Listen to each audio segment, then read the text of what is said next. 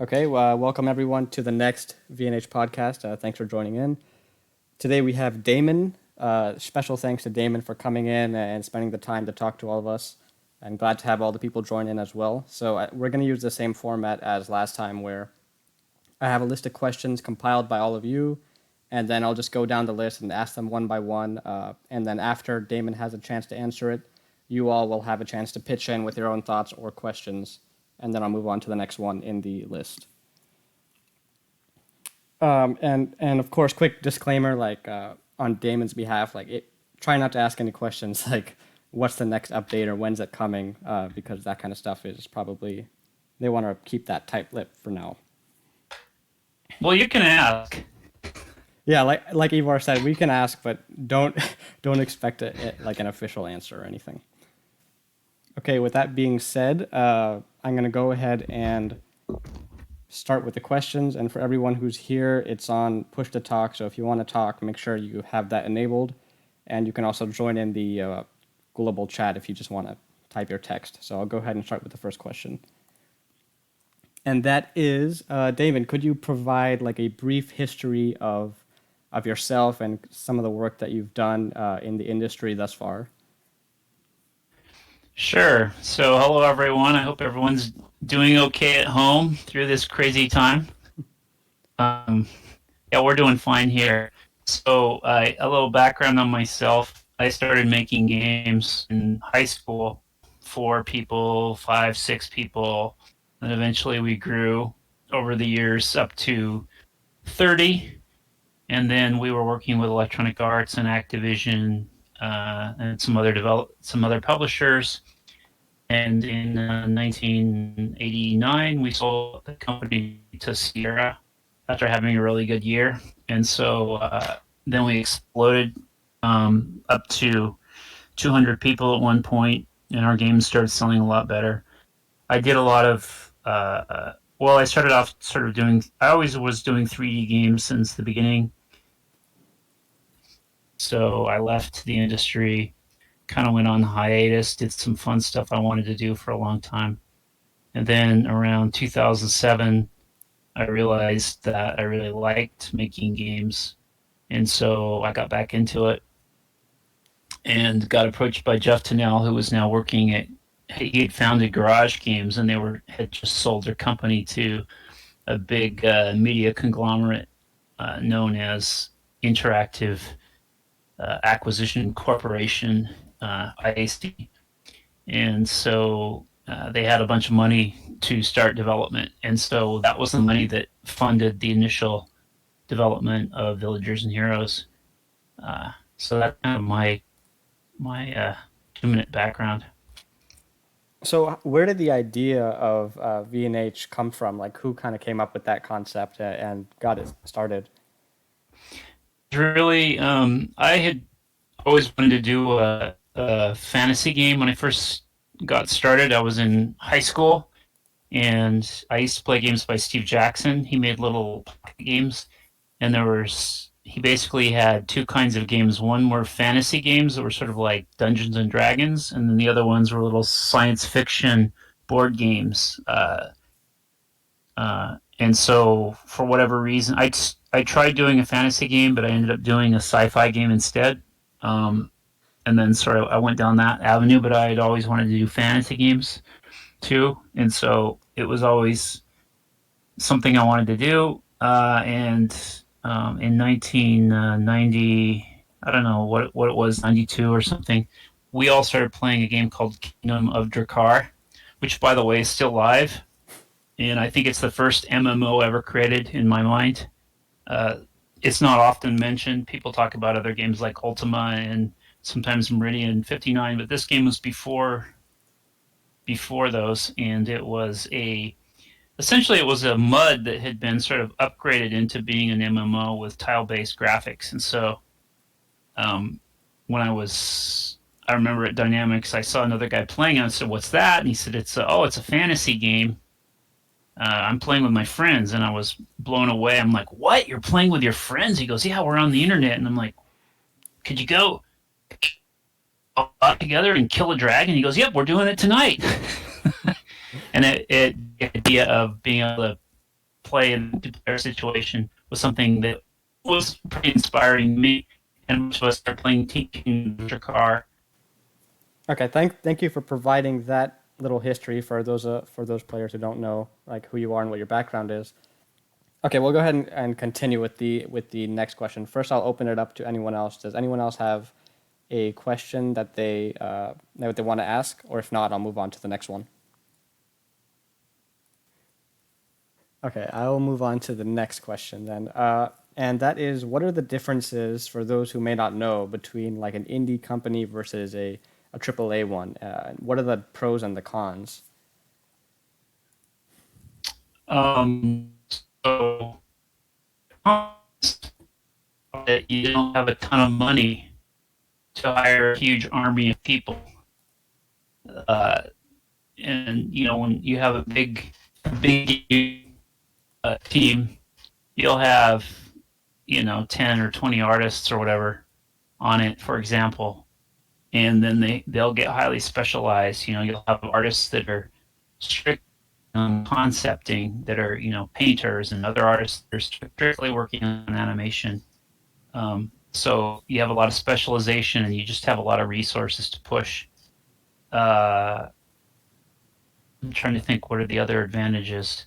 And then, of course, when they launch a game like that, then they're able to push massive amounts of money into promoting and marketing the game as well.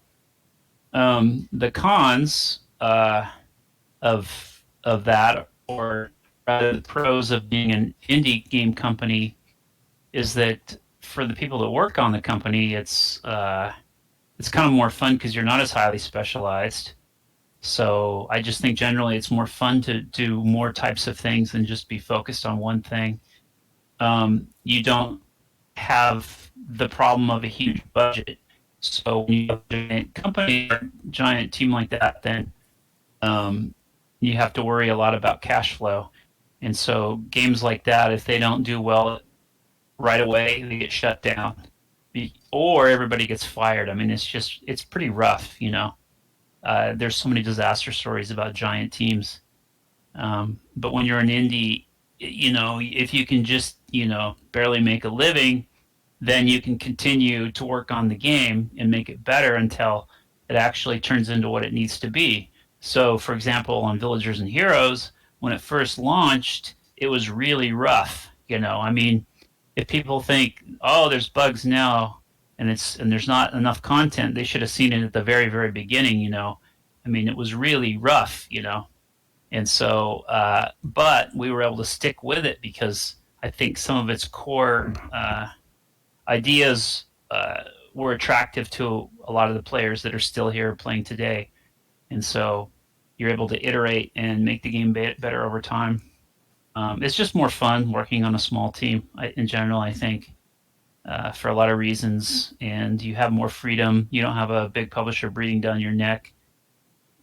Even at Activision recently, I've heard they're putting pressure on Blizzard to make certain changes to the way things are because they're more worried about making money than making the game better. So I'm sure there's voices there trying to make the game better too, but you have different needs. Yeah, I could definitely. tell. Because I've interacted and played with both different types, and I can definitely see the differences between the two.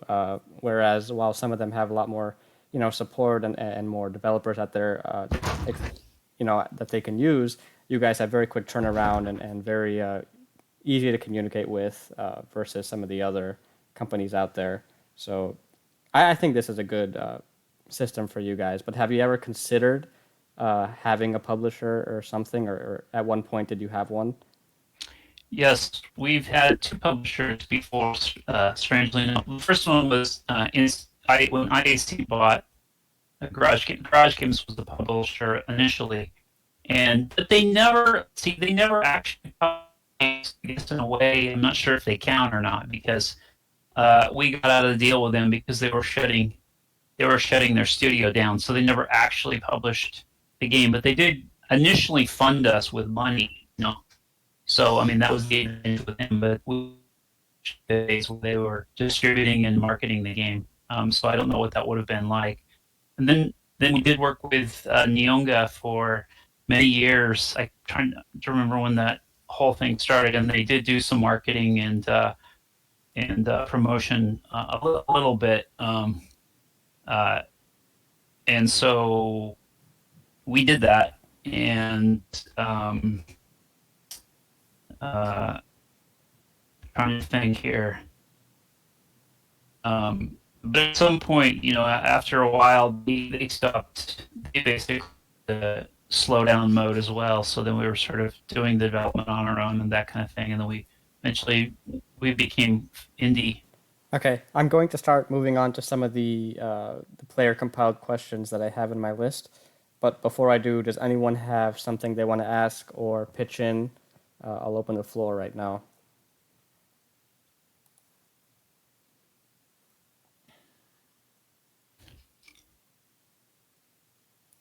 Okay. Okay, here's the next question then. That is, V&H is now 9 years old, so what would you say is the most important lesson that you've learned so far? Uh, I'm not sure. Uh, what have we learned? The community is great. That's for sure. The community has been, I mean, just feel I have a great loyalty to the community because they've shown a great loyalty to us. Uh, I mean, it was tough going through the hack and Snowmageddon. We call it either hack again or Snowmageddon. We were down for 15 days. That was, man, that was testing our soul in a way, because it's like if you have an MMO and you're offline, that's like a nightmare. So everybody stayed stuck around. They didn't really leave. So that was huge. But I mean, I'm not sure if I learned it. I mean, I guess I was overwhelmed by just the amount of support we've had, but I sort of already knew that uh, your community is important. The feedback loop didn't exist where we push a feature and we hear about how it's going. So it wasn't the same back then. It was more like you go through a development cycle and then you release the game and that's it. It's done. Boom. You don't change it. It's in a box. You can't change it. So that's really different now. So I don't know. So many things I've learned. So I'll just say the community for now. But if you have other questions, I might be able to. It might jog my memory.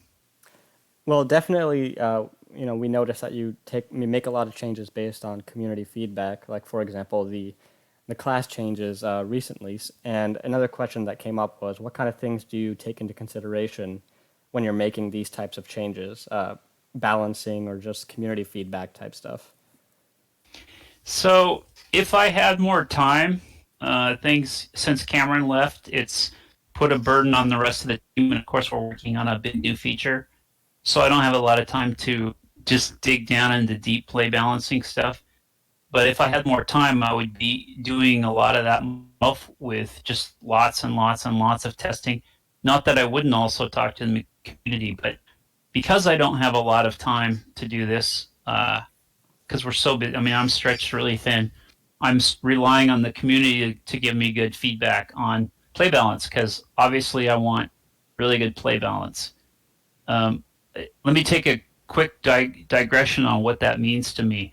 There was a game that we worked on back at Dynamics. It was called Mech Warrior, and there was the assistant designer on the game that was working on it, and he was play balancing the game, and I watched him, and he was just sitting there at his desk, play testing, and he just kept hitting the space bar. He was like, "It's a giant robot game, right?" And so he's destroying the enemy robots like crazy, bam, bam, bam. And we're talking to him, and he basically just keeps making the mech that he likes to play have more armor, do more damage, be faster, be more mobile. And I'm like, why is that fun? And he goes, because I want to be the best. But so basically, he was making it so there was one ultimate mech that destroyed all other mechs, and that's what he wanted. And I'm like, as a game designer, that I don't think that's good, right? So I mean, I think that's exactly wrong what he was doing. But for him personally, like some people do just want to. But if we did that in a game like V&H, then everybody would play that class, right? They'd be like, oh, this is the class that has the most armor, the most play balance. So anyway, The goal is to have it so every class has strengths and weaknesses. That's true to its nature, and so every class has. It's about creating meaningful choices for players, so that there's things, they're like, oh, this is really good. Oh, but it's going to be hard because of this. So you want it to be a little bit painful, like, oh, if I play this class, then it's great here, but it's weak there. So I'm really kind of digressing about play balancing, but that's sort of the goal. But you want them to be have the same power level overall, but achieve that in totally different ways, in different roles. So what I want to do with the community and what I've been doing lately is trying to get consensus on ideas of things that are just clearly wrong. So I basically want to do the really rough, get the stuff that's just clearly wrong fixed, and balanced, and not like do little tiny tweaks. And so rely on the community to basically. So I'm looking for consensus and then also some data to back it up, because otherwise it gets into a situation where every class wants to improve their own abilities to where it's just every class is way too overpowered and the game would get boring. So that's kind of my thoughts there. Can I interject something, Cave? Yeah, go for it. It's open discussion. First, Sprig 3 from US2 says there's something weird about play balance when you get past 5 active runes on the weapon. I don't see any backup for that or any more information, but. And then the other thing coming from the text chat is Carolox would like to see craftable pizza, and and Chef Tifa would like to see craftable foods for whole party buffs. Those two things could go together, I suppose. Oh, I see. Okay, that's cool. So it's a buff that everybody in that it gets. Yeah, that's cool. Yeah, we had some social buffs in there. We expanded that with that a little bit because it's interesting if there's something that somebody can activate, and then everybody around them gets the benefit. So generally, I like stuff like that. Similar to the crafting gem thing that people use for the crafting parties. Right, exactly. Yeah, that's cool. Yeah, those are pretty popular. I see them more and more often lately, which is nice. Does anyone else have something they want to add or ask before I move on to the next question?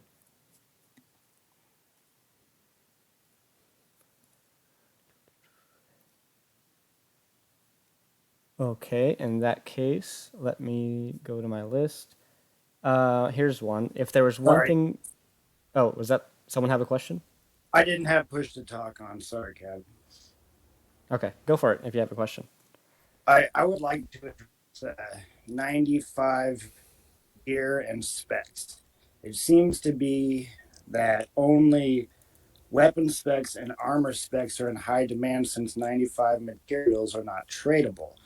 Therefore, you cannot get the best gear if you are not a spec. And people like prep specs have to rely on others, which is months of grinding to get enough mode.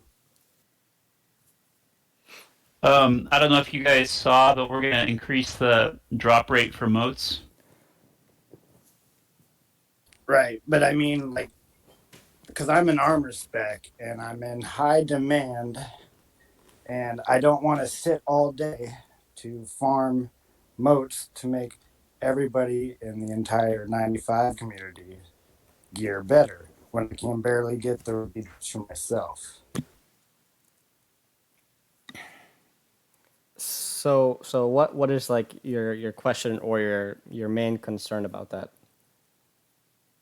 Is it going to be fixed before you release new content, or are we going to continue to play with no 95 runs because they barely happen? We have to really try to pull together just to try to get silver, and then we can't even get the recipe drops.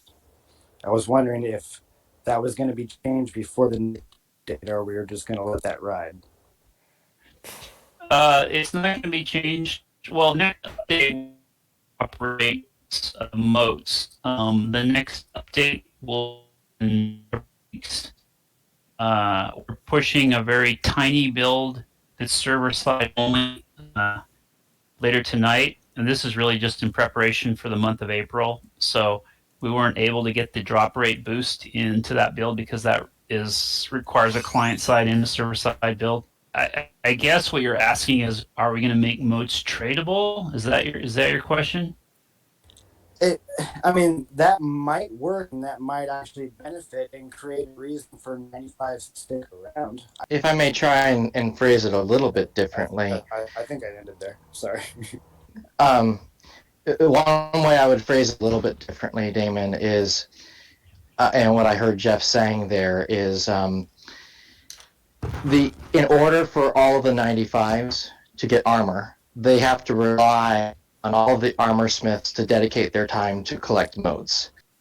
And so the armor smiths and the weaponsmiths, if the community wants stuff, those people are the ones that have to spend all the time dedicating to collect the motes, because they're not tradable. So if someone wants armor, I have to find an armor smith who spent the time to do all of the collection and farming themselves. So, let me ask you guys some questions. Is it the case now that we really do have people who are specializing in supporting other players through their specializations of crafting? On US2, it seems like most people go to either weapon or armor. I don't know if it's to help others, or if it's to mainly help themselves. Because like when we first designed the game, the concept was, we thought, oh, this is great. People will specialize and then they'll work together. Like I'll make outfits and you can make weapons or whatever. Like in a village or whatever, everybody would really specialize. But then what we found is people like to do everything themselves. Like people just leveled up all the way in everything because they would build their own stuff. And it was surprising. I mean, I didn't expect that. We thought the auction house would be a little bit more alive with trading going on. And that surprised me anyway. But now I'm hearing that maybe there is some specialization going on. Is that true? Is this true? I mean, in a way, it's good if it is, I see a lot of specialization going on, but like I have my main character is a potion master, my alt is a prep master because our guild needed those, and now it's very difficult for me to get weapons or armor because of the 95 rules. Could you elaborate a bit more on that? Well, like everybody knows, there are certain things that each person will look for in gear, certain stats or certain runes or whatever.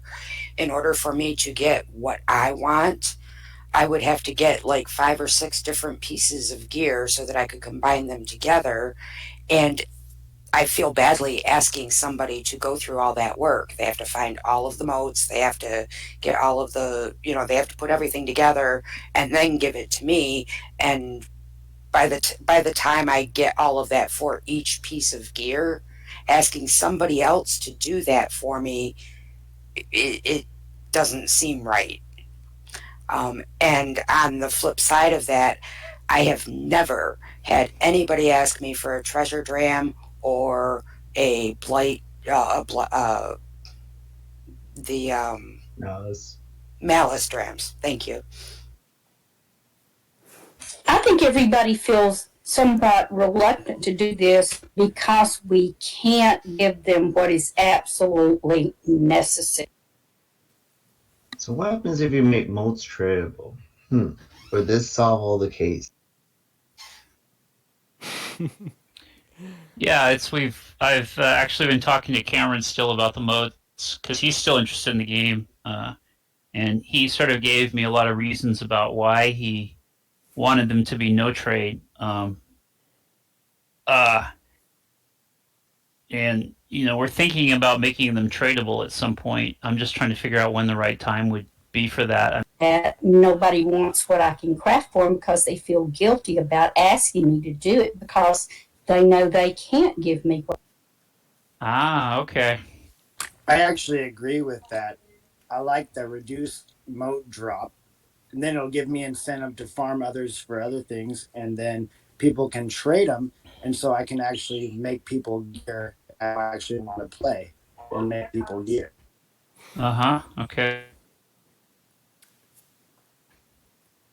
Another thing that's happened recently is that the way it was at first, I think when people were running these zones, there weren't that many players running them, and so these moats weren't that scarce because they're basically on. There's a limited supply of those that are created every day, And so the more players come into those zones, there's a lot more demand, but the supply hasn't increased, so they've essentially become a lot more scarce over time. So it's really, I think, becoming increasingly frustrating for players because the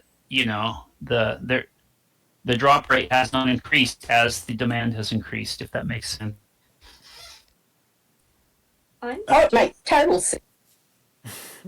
It still doesn't help the fact that I have probably 60 of the tier 2 recipes from the level 95 elders, and I can craft for people, but they really feel guilty asking me to do it because the moats are just so hard for me.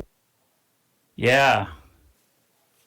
So people are just being really polite with each other, not wanting to ask other people to. Yeah, you'd be surprised at how often that happens. A lot of people are gonna have that mentality that they don't really want to ask someone for help, and they'd rather try to do it themselves if possible. So being able to trade stuff would be a lot. I think that'd go a long way towards helping the issue. I'd like to also include that being recipes. I can't tell you how many 20 recipes I've deleted that I keep saying I can't get others. Yeah. Does anyone else have something to add on this topic before I move on to the next one? I have an amazing idea. What if you could get motes while gathering, just like in Marshlands, you could get gems? I mean, that's a good idea. I would suggest maybe posting that. Maybe they can consider that for the future. Any other things to add on this topic? There's a lot of stuff on the global chat as well, but I think it's too much to read at this point. And stuff been talked about. Somebody did say that they would like to see a turkey dinner recipe. Oh, right, the old turkey dinner. I remember that item from way back when. And Irish would like the vendors at, I'm assuming she's talking about the 95s.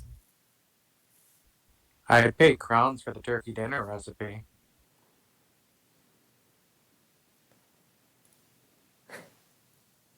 Okay. With that being said, does anyone have any other questions to add? Or if not, I'll just go to the next one on my list. You can also ask them in the chat if you want. Okay. Next one I have is, do you prefer that VNH remains more competitive or casual, and why, I guess, and what is the charm of the game according to you guys? What's the what of the game? The charm. Oh, what's the appeal, charm of the game? Yeah. So should it be competitive or casual? Well, the word casual, I just sort of don't understand I just have a hard time defining that word. Because I know that there's casual games that people play, like crazy, like say, if you guys ever played Puzzle Pirates or whatever, it was built on casual games and people would spend thousands of hours playing it. So it's like, is that casual? Or like even these bubble popper games, like Candy Crush, people they play all the time. So is it casual or is it hardcore? But I guess the question is it cooperative or competitive? I understand that question. And so I've always seen it as wanting it to be a blend and a balance between the two things. That's why it's called Villagers and Heroes, because, I mean, heroes are great and they help other people, but they are going out and they're becoming heroes. They're standing out from other people. So, and villagers are people that are helping other people. So, I see it as a balance between the two.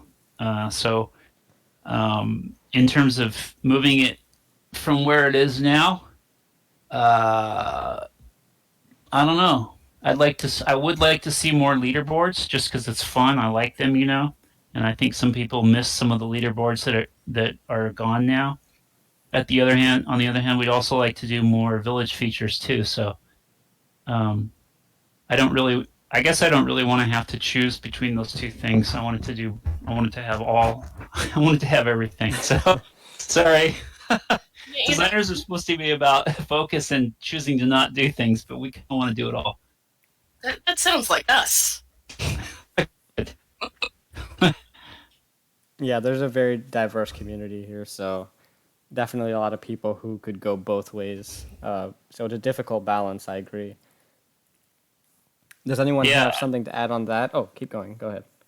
Well, I just think the game was hard because we put ampersand in the middle of the two words. It basically meant we had to build two games in one, As a small indie company, maybe we should have done one or the other, because focus is really important, but we're stuck with it for now. So there's an and in there, and we're going to do both. And Villager Heroes will continue to do both. So isn't that the charm of the game then? Is that it caters to a diverse group of people? Yeah, I think so. I mean, I think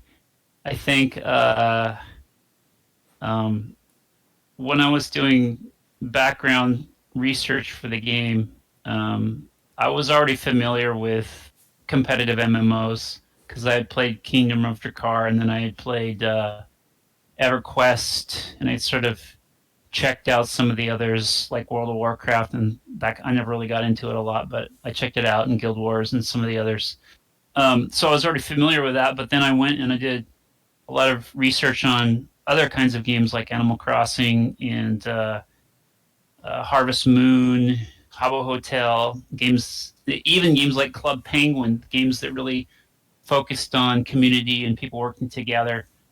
One of the ideas of the game was that it needs to be a little bit like a wiki, and that people contribute however they want. There was a quote that I liked a lot by a futurist named Paul Sappho, who said, "You get large by letting the many and the small gather on your lawn." In other words, just creating a place that anyone can be a part of and contribute in their own way. It also went to some of the things that I didn't like about some of the MMOs I played, including Kingdom of Drakkar. In Kingdom of Drakkar, it turned out in the end that there were only two classes that mattered. There were barbarians and there were healers, and every other class was totally irrelevant. And so I played a mentalist, which was basically the point of view of the mage. And so only certain classes had a part in the world. And another thing was in some other games like EverQuest, crafting wasn't really very important. Raid gear was always better. In World of Warcraft, that's still true, I think. Raid gear is always better. And so I thought that was dumb. It's like, why include a feature like crafting and have it not be as important as any other part of the game? So the villagers part, we didn't want to be a second afterthought. That it was and then we tried to come up with a way to fit them together like puzzle pieces, so that every part of the game had an equal contribution. So that crafted gear in some ways was better than dropped gear, in raid gear. In other ways, raid gear was better. So anyway, that's sort of my long-winded answer. Can I do a follow-up question to that? Actually, Yeah, go for it.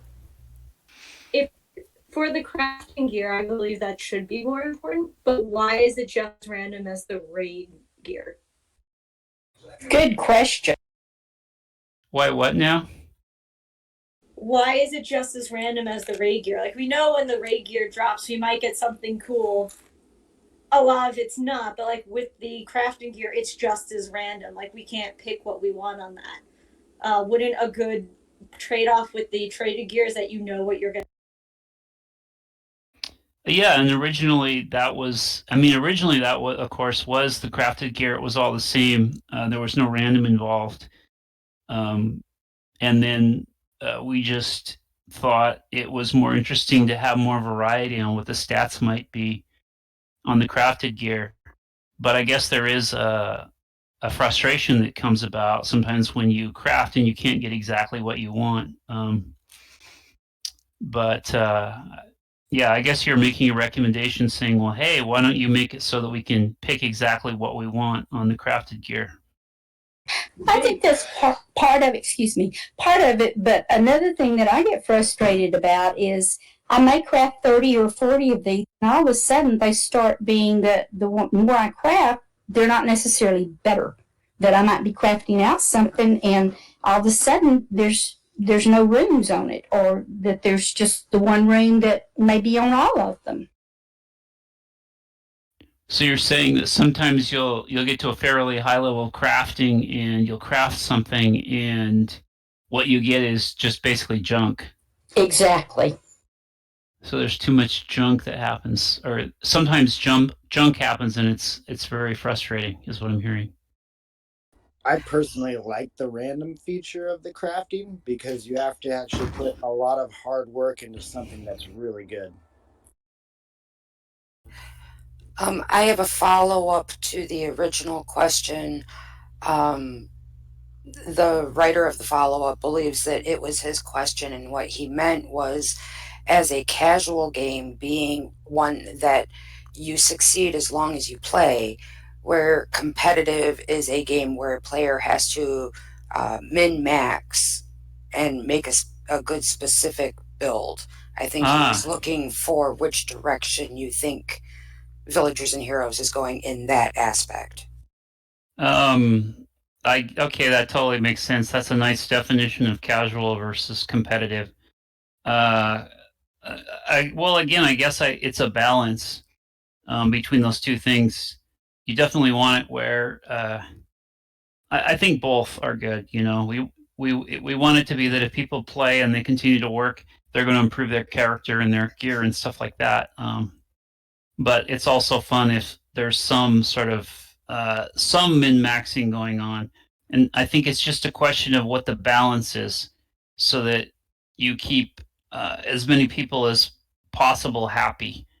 And it's really hard for me to quantify that into a very articulate single sentence in terms of where that balance lies. Because I think for every individual player, there's a different balance that they think is correct. So it's sort of it's more of an art than a science, I think, in terms of how you draw those lines.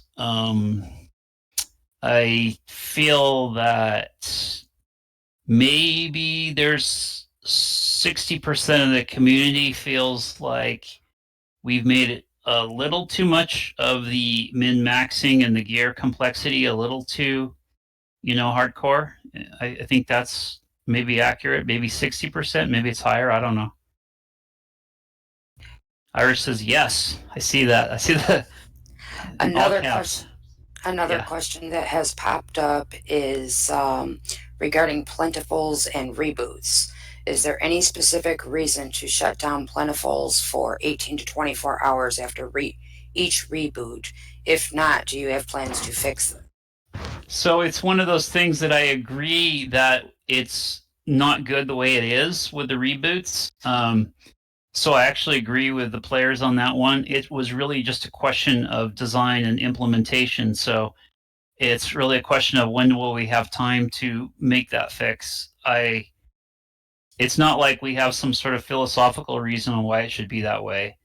I think it's somewhat broken right now where a reboot actually affects these rates. So really it's just a question of our literal time to implement that fix. So I'd like to fix it. I'm just not sure when we will because we're working on this new feature. the big black triangle feature, as I was calling it earlier. Does anyone else have something to add on this topic before I move on to the next question?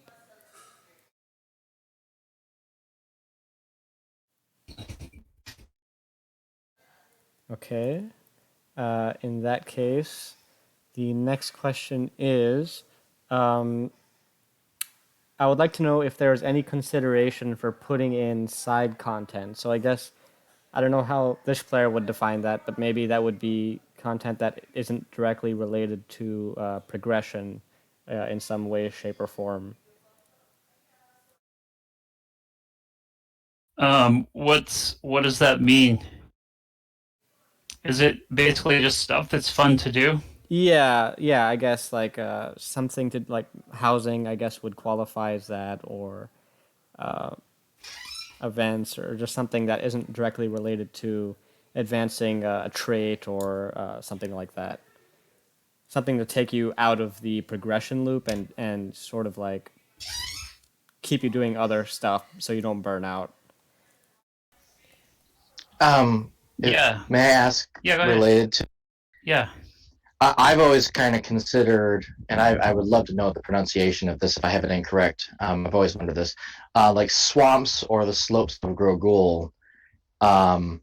That's to me is always kind of like side content. It's like flyover country. It's where you could possibly bypass that and never see it because it's not a main quest related adventure, and it's fascinating because it's such a the concept and the lore behind those zones are amazing, but you don't ever have to go there.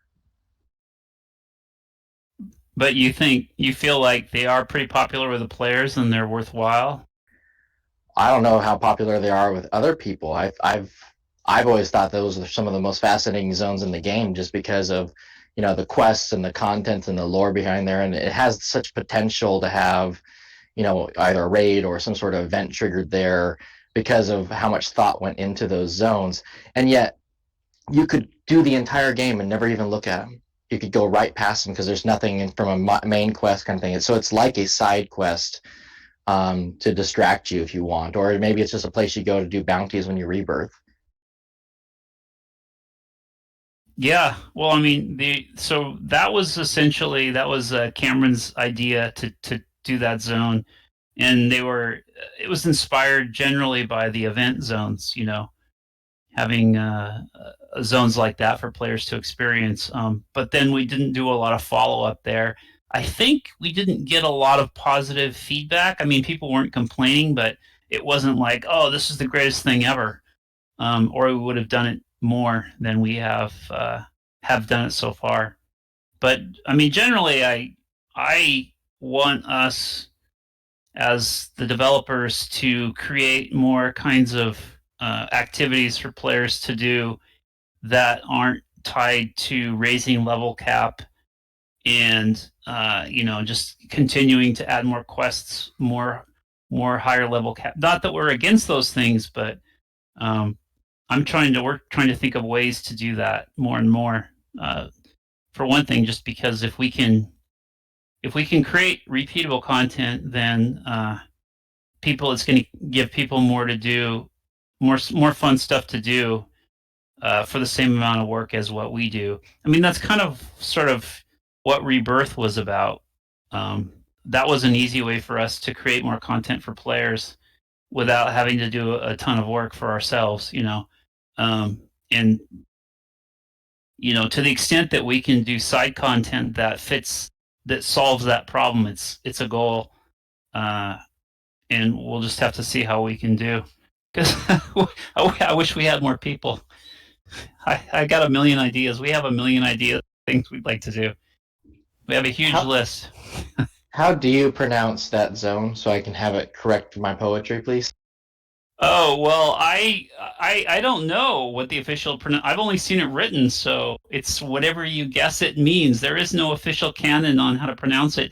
I might just defer to the writer and let her pronounce the proper phrasing. So, I don't know, Grogol, I guess. I don't know, but that's just me. Maybe it's Grogol. I don't know. Yeah, Sarah says it was Cameron, but she's now the writer, so she has to come up with things like that. She's on the spot. Sarah, turn your mic on. Let's hear it. Come on. See, she's chickening out. She's pretending she's got no mic downstairs. Irish was asking if it would be possible to make the blighted motes drop when gathering.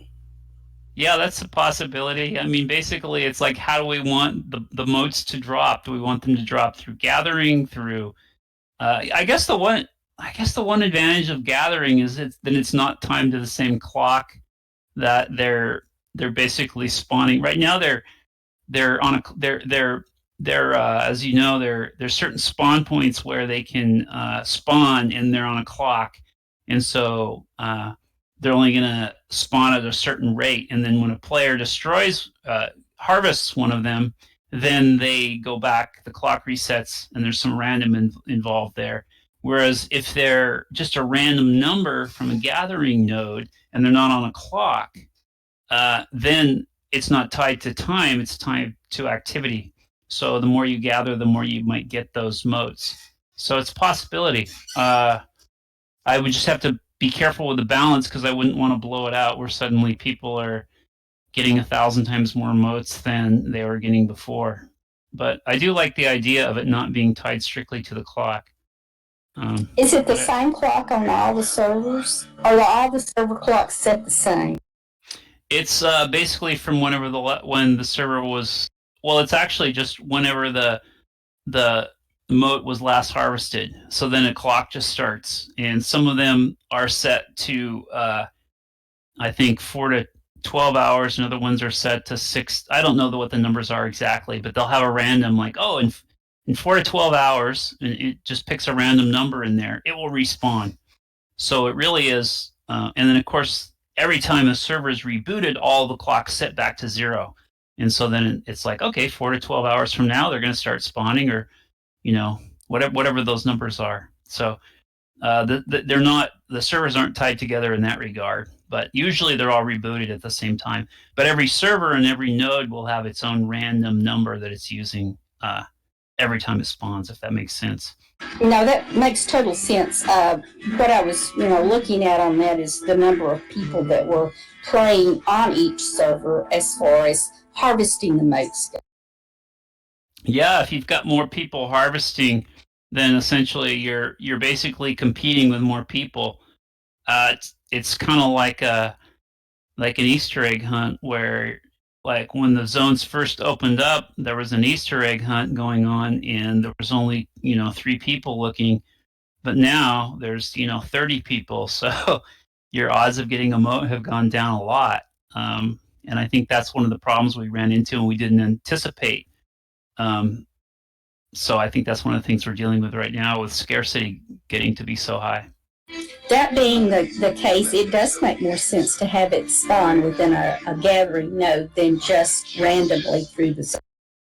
Yeah, because then it's based on activity. So if people spend more time gathering there, there's more people gathering, then the drop rate per person is going to be the same. It's not going to increase. It's going to be the same. It's just going to maintain some stability or whatever. One more question from chat is actually a suggestion. iWin would like to see another feature which would help healers a lot in the game. I'd like to have the opportunity to see who the boss is attacking or which player has the boss threat.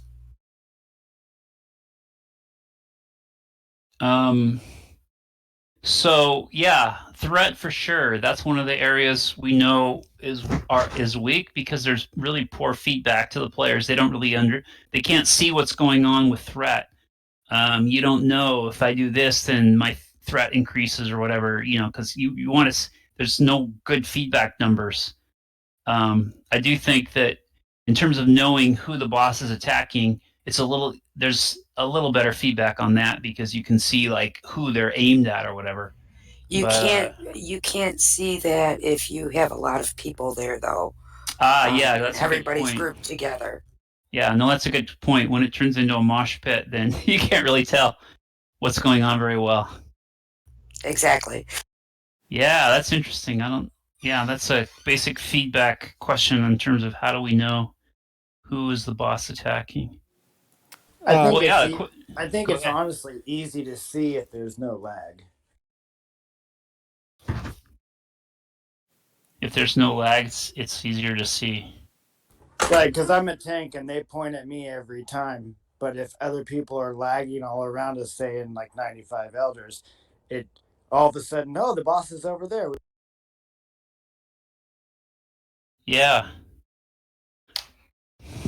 Kind of to deviate back to the side content thing, and those of you who are listening in, post in the chat if you'd like to see this. But have you ever considered the return of Black Fury Gorge? Like I think that was like a fan favorite area, and it was pretty good for group side content. So, what was it that you guys liked about it? Well, me personally, I liked it because it was scaled, first of all, but it was very accessible. So you don't really have to be like a decent build or anything to go in there and work with a team.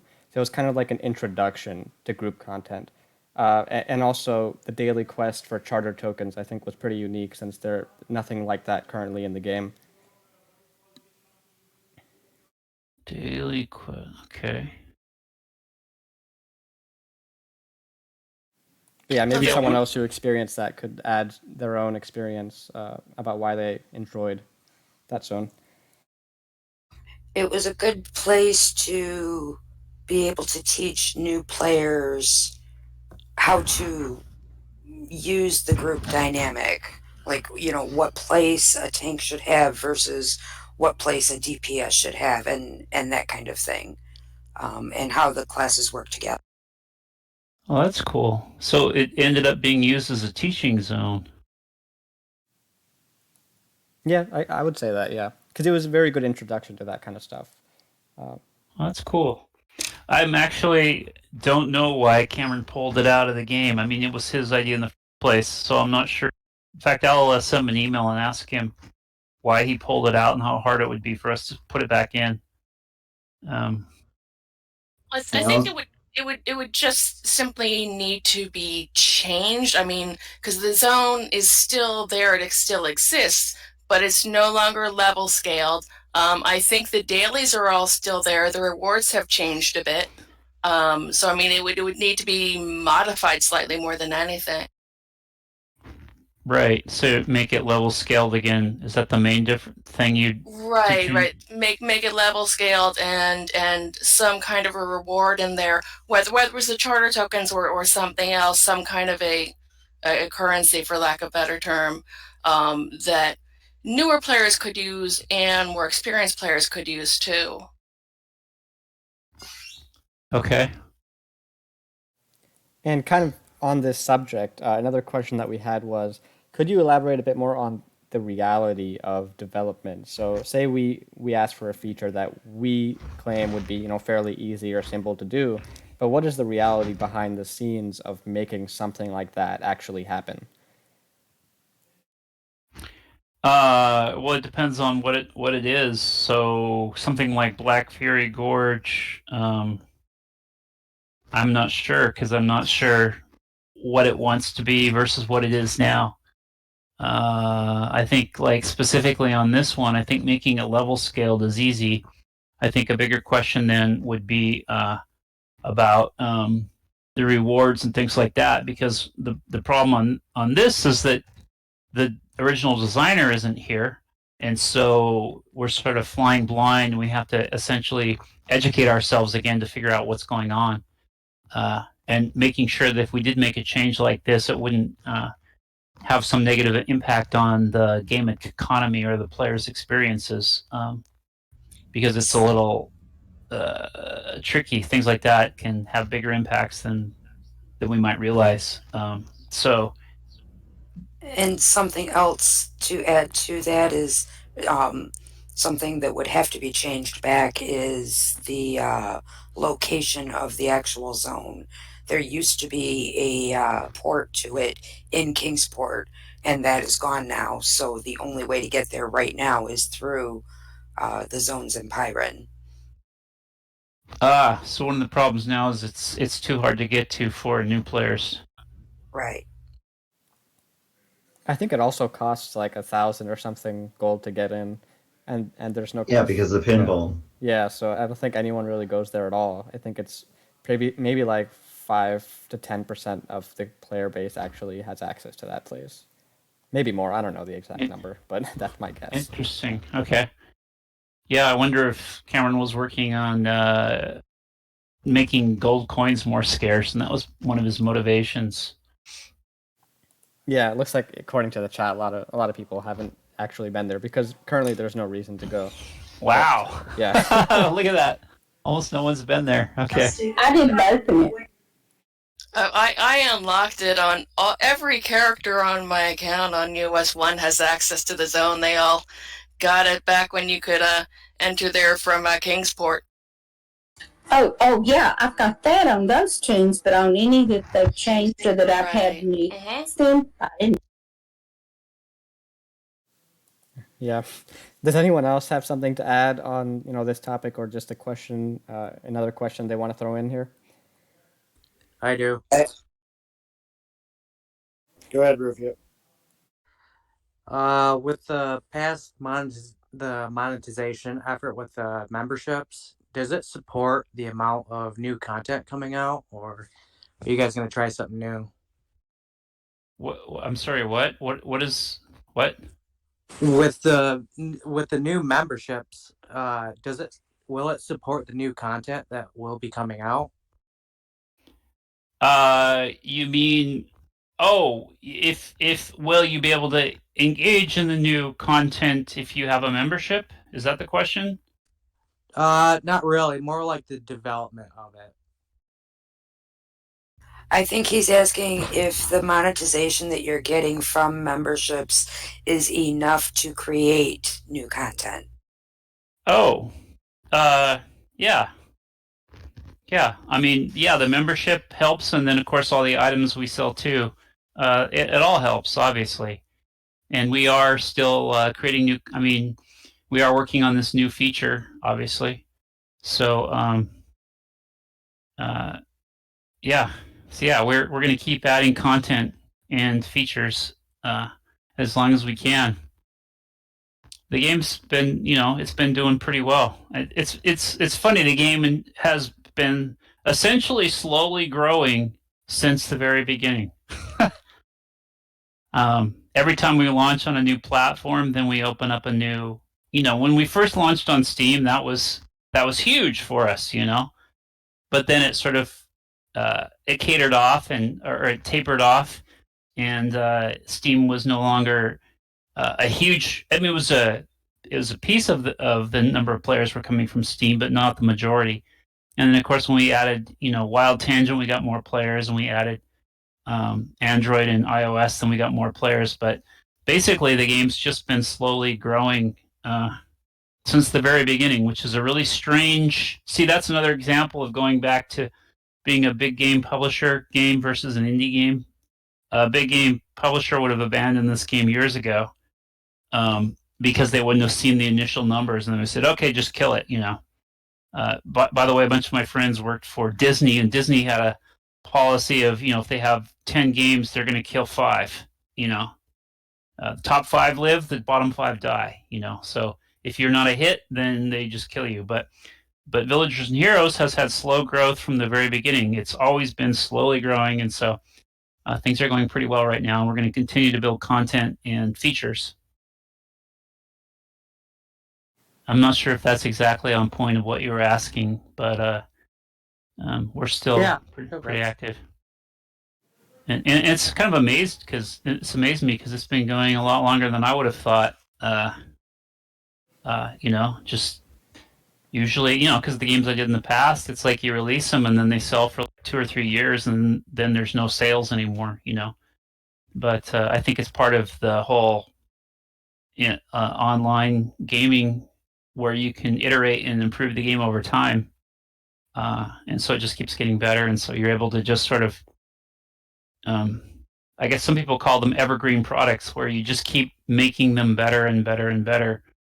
And I actually enjoy that. Some people don't. Some people like to work on something for a year and then they stop and then they go work on something else. But for myself, I like focusing on something for many years and just continuing to improve it. So, Was there ever a thought about private equity to increase the amount of development?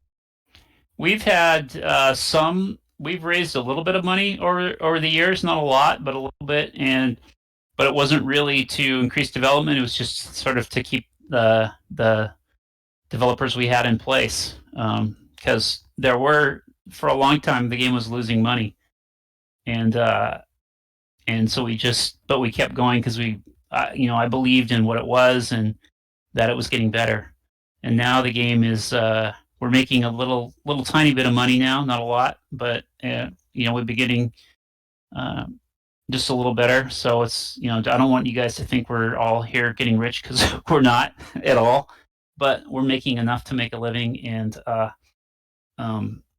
enough to continue to put effort into what we're doing and we love it obviously. So it's a labor of love.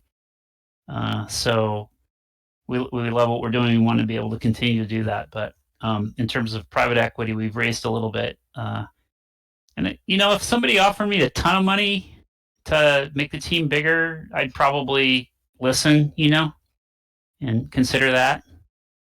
But it's pretty hard to raise money for games right now. Usually you have to have some sort of a special angle. Like if you just attach the word Bitcoin to it or something, then VCs will give you money, even if it doesn't make sense. You say, oh, we're going to add Bitcoin. VCs will say, oh, you're adding Bitcoin. That's great. We think you're going to make money now, so. Battle Royale. I'd just like to say that I've been here since April of 2011. So, right between open beta and closed beta. And while the community has always been what keeps me here, the other piece of the puzzle that keeps me here is just to see what you guys are going to do next. What's going to happen with it next? I've invested so much time into it now that has a certain element of excitement. Yeah. Well, I'm glad you've been here this long. It always makes me happy when we have players that have stuck around a long time, through the thick and the thin. And we know that the community is a huge part of the success, that after a while people are playing as much to hang out with their friends as they are just for the game itself and our efforts. But at the same time, I know that if we don't add new content and features, people will eventually get bored and leave, and that's our responsibility to continue to find things to keep people interested. But I think it takes both for sure. On that note, I would like to say maybe change the prizes for events as they're now repeating, and I've been here for a year or so. Are you talking about the monthly calendar, Jeff? No. I'm talking about, like, say, I know Veil's coming up, and I'm pretty sure it's going to be a unicorn, a mushroom, and some sweet Veil gear. Generally speaking, though, they usually add one new thing, and then they keep the older stuff there for the new players to earn at a reduced rate. Yeah, well, no, I get it with the event zones. I mean, that's another one of the challenges for us, to be able to find enough time to make enough changes to make them interesting. Like obviously, if we just offer the exact same mounts as last year with no changes, that would be bad. And the exact same outfits as last year, that would be bad. So then we're always thinking, well, how much should we put into this, into the rewards? So, for example, one thing we can do is we can give it a new color scheme. So like if it was a unicorn, we could come up with a new look. So it is the same. It's the same model, but it looks a little different. That's sort of a minimal level. And sometimes we'll go further and we'll say, well, we're actually going to add an entirely new mount. So for instance, at the last Halloween, we added in completely new the bat mount. So that was, I think, a better kind of a reward than just say, taking the old spectral horse and changing the colors on it. And so it's just one of our challenges that we have to be able to try to find the time to do more as much as we can. And I only mention it because where I feel the drop off is yes, that bat mount was great and that was great new content. However, keeping the bigger players that hold the aggro, that do the damage during these events that need group like completion together, it's harder to keep the older players there so that the younger players can achieve the goal when they're not getting much new. Right. So are you saying that you do like it when mount say an old unicorn, or are you saying no, we need something totally different than a mount, or example? No, that's a good question because sometimes those mounts are really cool, like that bat mount, and a lot of people really tried hard to get that because it was totally new, and so it kept older players in there longer to help the newer players also achieve that. So I like that. Okay. I just think there needs to be more. Do it more. I don't know, more, just a little bit more, just so that it keeps the older players in there, so that everybody can achieve the goal. Yeah. No, I get it. I hear you. And I need more ladder, by the way. I just got to have more ladder events. Yeah, those are my favorite as well. The ladder in the Twilight Veil. Yeah, I still think I would love to see Rift in that format because I think it would just work perfectly. That ladder is so awesome. I love the ladder. Where's the tank? Every tank hides. So what is it? Why do you guys love the ladder? Can you tell me? Because it's like a series of challenges, and each challenge is harder and harder. So it feels like you're making like some sort of vertical progression towards something. And if you don't reach the top, then next time you try a different strategy, or you do something different, or you get a different crew, and then you try to push further than you did before. But it's like the act of things getting harder and harder as you go along, and just trying to beat the challenge overall. That's what appeals to me. Okay. I'm actually in agreement with Val's. So how does that contrast, say, with doing the dungeons and having a challenge of getting the higher level rewards? I think the latter is a bit easier, a bit more simple for people to congregate and get together for, because it's just one task that you're doing versus like a long sort of run with different mechanics and everything. It's just one enemy after another over and over, and so it's not, you don't have to put too much thought into it, or too much strategy or organization into it, and so it becomes a bit more accessible for people. And there's no time. And nobody gets lost. Yeah, I think Right. I like both types of Yeah, the hardest content. part about the dungeons is Yeah. that there aren't enough people who can lead them. So one of the problems with the dungeons is that people get lost in the dungeon. I think she was more on it with the leading ability, because there's only a few like on US3 that can actually lead the dungeons. And I have a hard time on iOS mobile communicating with people when I'm leading a dungeon. Is that because they're not laid out in a sequential path? I mean, so the ladder is sequential. You do this, then you do this, then it's forced. You're forced to go in a certain sequence. Part of it is the sequential thing, and part of it is that there are many steps to the dungeons. You have to kill X number of mobs, and you have to kill this bounty, but you don't have to kill this one. One person has to pick up certain items that are dropped, and if anybody else picks them up, it messes up the whole run.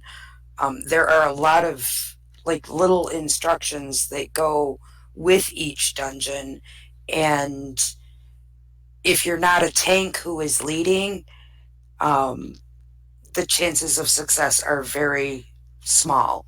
I've tried to lead a dungeon, but I play a holy priest, so I can't while I can kind of point in the direction of where to go, I can't be the first one on the front lines because I can't handle all of the people attacking me. She's dead meat. How long does it take? Go ahead. Sorry. Also, for me, it's a matter of the timer.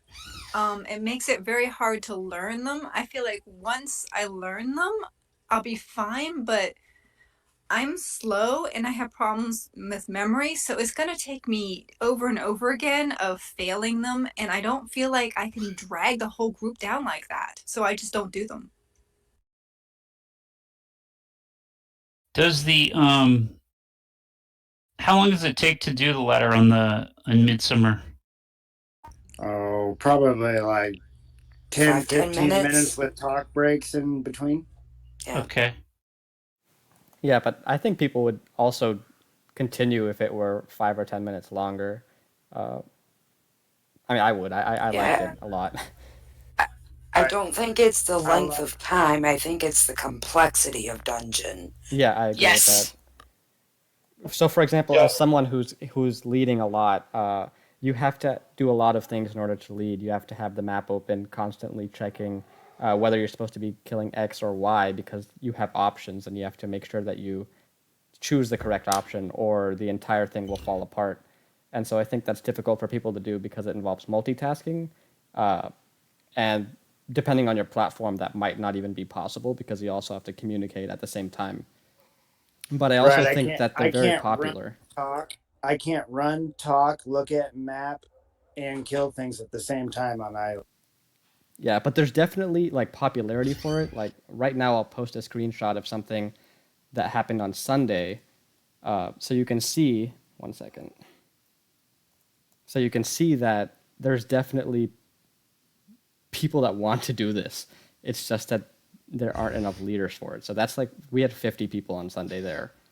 Whoa! Yeah. Wow, and that was with 1 hour advance notice. That's for a dungeon. Okay. Yeah, right. Exactly. So it's wow. Finding the leader that's the difficult part. So I think if it was made a bit more linear of an experience, then people would definitely try and lead there more often.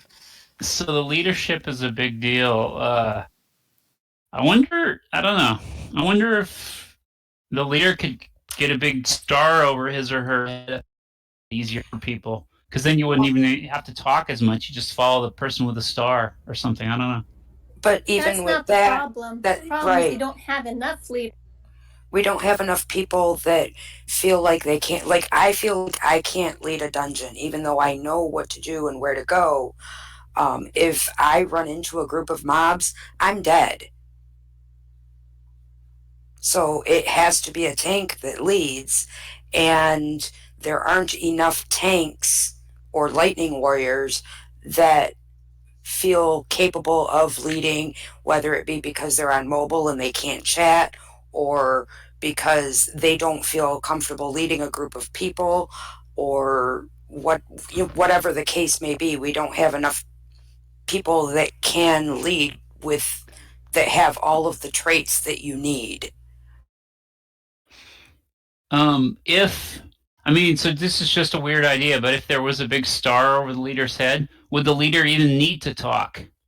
Because it would just be like, follow the person with a star over their head and attack whatever they're attacking. Yeah, you would still need to talk because there's like key drops and whatnot, this mob or that mob. It's like, oh, go into this room, but only kill the left side, not the right side. Ah, okay. Yeah. Well, and also what debuffs the people can give this information ahead of time, like before you start the run on certain things, that would help other people who aren't tanks. It's definitely easier for the tank to be the lead, but there is a lot of information you can preload on people, and then it's up to them to remember. Yeah, on the complexity, like I feel like it's more that the complexity is unintuitive than anything, because it's just difficult for most people to understand exactly like what they're supposed to be doing in the dungeon, and that's why they need somebody to lead them, because like they go into a dungeon, they see all these objectives, and it just blows their mind because there's no real easy way to figure out what you're supposed to be doing. Visual aid for mobile users, maybe? What specifically? What sort of visual aid? I think on PC when you're running, there's a checklist that you can see off to the side or something. Mobile users don't have anything. You can see it. You just have to click on the timer. Oh, you can? Yep. Yeah, Problem solved. it's possible that when we first released it, we didn't have it or something like that on mobile. You definitely did. I think there sometimes is a failure for people to figure out, like there's no introduction to how it works. You have to click around to figure this out. Right. And the timer covers up a fair bit of the map for me on mobile. Yes, that's another issue, right? Yeah. But so, but the veil works really well, apparently, because of its simplicity. The ladder is great and it's a lot of fun. Okay. I still want to see Rift become a dungeon. Yeah, you have 13 really well designed foes over there, so being able to fight those in a scaled environment would be a lot of fun, because I miss being able to fight those guys. If I go in there now, it's like I 5-shot them, so it's not fun. Yeah, I know. But yeah, it's been about an hour and a half, so I don't want to take up your entire day. Does anyone have any parting questions or thoughts they want to add? I just want to point out that we do love the dungeon, even though that was very, here are all the things wrong. Like, I know the dungeon's absolutely my favorite part. I love the complexity. I love thinking of new ways and trying to figure out how fast I can get it. It makes me want to work on my gear more to see how high I can get my stats. So, complexity is good. Cool. Yeah, group content is my favorite. We just as well. need more, and US3, we just need more Valiants and Jeffs and other tanks to lead them. Yeah, I just wonder if there's some simple things we can do to make it easier to lead. You know, that's why I was just throwing out crazy ideas like a giant star over their head, or maybe the goals should have stars over their head. Maybe the leader can click on a goal, and then that monster now has a star over their head, or something like that. You know what I mean? Actually, I liked it when you said maybe the next current boss that we're supposed to hit has a star over its head. That would take out for iOS users instead of me pointing at something. I like that idea. Also, in terms of actually learning dungeon mechanics, it'd be nice if there was like maybe a no rewards, no timer tier. Like you don't get any rewards, maybe not even any experience, but you can go in there and just get yourself acclimated. That's a good idea. Yep. Yeah, because I think the new player experience in there is very bad, because if you go in there with an experienced team that knows what they're doing, you're just kind of following along and you don't really understand why they're doing what they're doing. So I think that's a good idea, having some sort of tutorial area.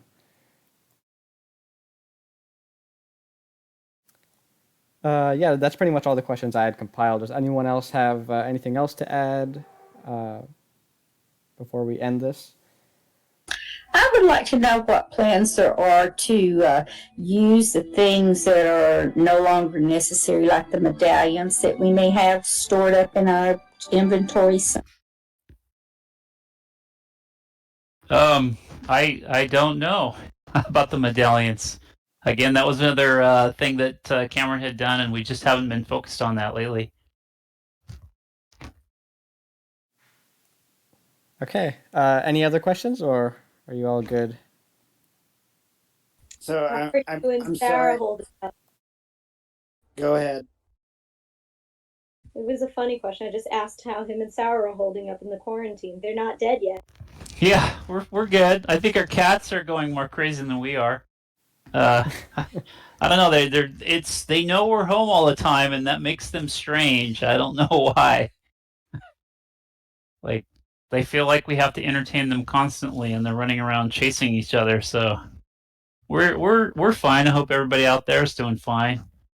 Is pretty much everyone? Is there anyone here that's not in the quarantine? Is there any states that aren't doing this right now?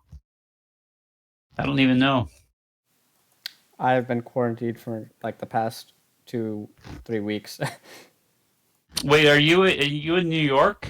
I was in Virginia, but now Okay. I'm in Florida. I came here like a week ago to spend time with my escape? parents. Yeah.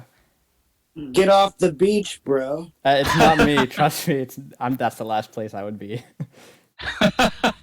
Tennessee doesn't really have a quarantine in place, but the businesses have kind of shut themselves down. So we're in this weird place where we're not really under quarantine, but there's nothing to do anyway. Well, the governor actually, what he did is shut down non-essential businesses, I think, this weekend. So that's not really quarantine, but it's kind of like, oh, well, we can't do that anymore. So like restaurants and movie theaters and stuff? Correct. Restaurants are carry out only.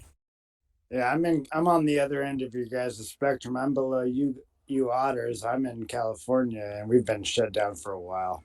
Yeah. California was one of the first to put this shelter-in-place orders in place. Yeah, we have not only the restaurants and theaters and gyms and schools, but also they said, well, like our business, we have to allow people to work from home if possible. So, and that's what we're doing. We're all working from home. So they basically said if you have an office, you basically have to be closed to the public, and if possible, get everybody home. So. Well, Walmart can't do any work on cars here, so I'd say that's pretty drastic if Walmart's having to close department. Hey, I work in Walmart warehousing. I'm still working part-time. Yeah, stuff still has to be delivered, that's for sure. I'm sure all the delivery... I wouldn't be surprised if Amazon's doing better now, because people are ordering everything because they can't go out. Amazon's got shipping delays up to a month, I think. They need hazardous duty pay. Yeah. Yeah, thankfully we have V&H to give us company in these trying times. Otherwise, I don't know what I'd do. Yeah, it's true. It's nice that online games aren't susceptible to human viruses. They're susceptible to a different kind of virus. Yeah. and hackers. Yeah, Hackageddon was worse for the game, obviously. Because, for the game. Right, yeah. So, to close this off, I want to thank you for joining in and everything, and I hope this was insightful. So yeah, big thanks to Damon for joining in, and to all of you who've been listening in and participating.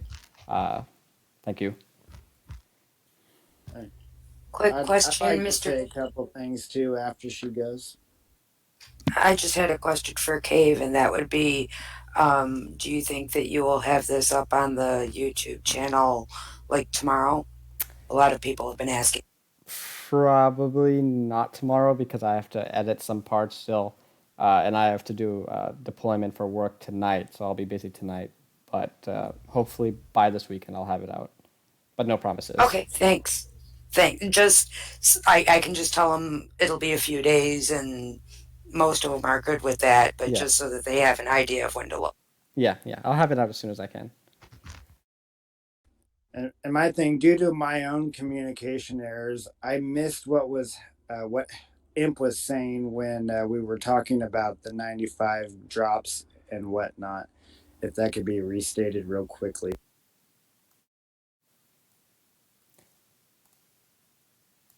I think we talked about at some point maybe making them tradable, but I can't promise that right now. But I'm going to think about it more. Certainly the drop rates on the next build coming in a few weeks will be increased. And we're also thinking about possibly allowing motes to drop from gather nodes in those zones as well. But again, can't promise, but thinking about it. Okay. And then the last thing I wanted to say is, because I know she's still here, Sarah, will you at least please talk? Don't be a chicken. Yeah. Sarah, come upstairs. You can hop on my mic and you can pronounce the swamps of whatever you want to call it. Do it now. Let's go.